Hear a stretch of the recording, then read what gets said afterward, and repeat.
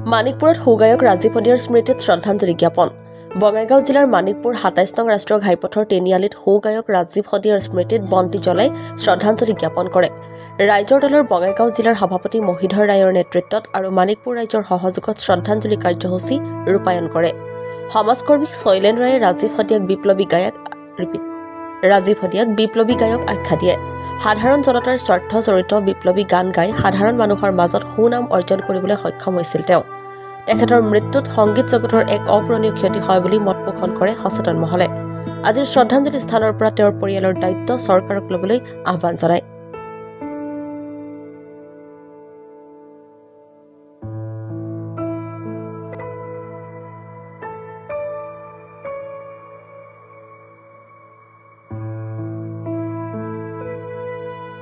মানিকপুৰবাসীয়ে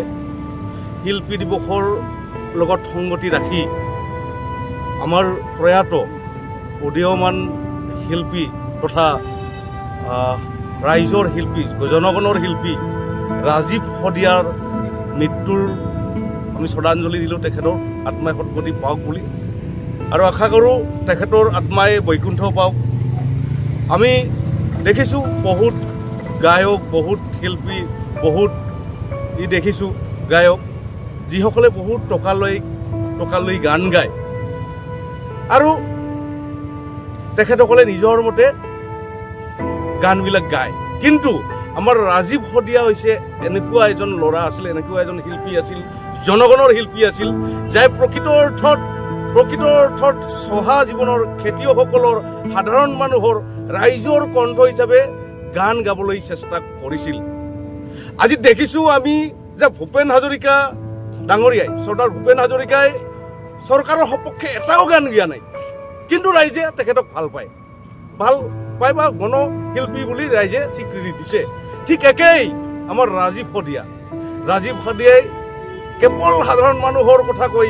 আপোনাৰ খেতিয়কৰ কথা কৈ আপোনাৰ অসমৰ জাতি মাটিৰ গান গাই কথা কৈ গানৰ যোগেদি প্ৰকৃত অৰ্থত অসমৰ জাতীয়তাবাদটো ষ্টাব্লিছ কৰিব বিচাৰিছিল ৰাজীৱ হদিয়া আজি আমাৰ মাজত নাই তেওঁ গান গায়েই মঞ্চতেই ঠেক নিশ্বাস পেলালে আৰু তেওঁক এইকাৰণে আমি শ্ৰদ্ধা জনাওঁ যে আজি খাটি খোৱা মানুহৰ সৰু মানুহৰ গান গাইছে তেওঁ গাই আছিল আৰু গান গালেহেঁতেন কিন্তু আজি তেওঁ আমাক এৰি গ'ল গতিকে আমি তেওঁক সশ্ৰদ্ধ প্ৰণাম যাচিছোঁ যে আজি ৰাজীৱ হদিয়াৰ দৰে আমাৰ অসমত আৰু বহুত যুৱক যুৱতীয়ে ওলাই আহে তেওঁৰ নিচিনা অনুসৰণ কৰি গান গাবলৈ আৰু ৰাইজক এই গানৰ মাধ্যমেদি এটা বিপ্লৱৰ জাননী দিবলৈ ইয়াকে কামনা কৰিছোঁ হ'ল জাতিটোৰ বাবে অপূৰণীয় ক্ষতি আৰু ৰাজীৱ হদিয়া আচলতে আমাৰ চহা জীৱনৰ যিসকল খাটি খোৱা লোক আছিল সেইসকলক লৈ তেওঁ গান ৰচনা কৰিছিল আৰু সেইসকলৰ গান গাইছিল ৰাজীৱ হদিয়া আত্মাৰ চিৰশান্তিৰ কাৰণে আজি আমি মানিকপুৰবাসী ওলাই আহি তেওঁৰ আত্মাৰ বৈকুণ্ঠ স্থান পাওক তাৰ কাৰণে আমি বন্তি প্ৰজ্বলন কৰিছোঁ আৰু তেওঁৰ এটি কণমানি শিশু আছে আৰু পৰিয়ালটো চলাৰ বাবে চৰকাৰৰ এটি বৃহৎ বিভাগ আছে সেই বিভাগে যেন তেওঁক চলাৰ কিছু দায়িত্ব গ্ৰহণ কৰে আৰু এয়ে দাবী জনালোঁ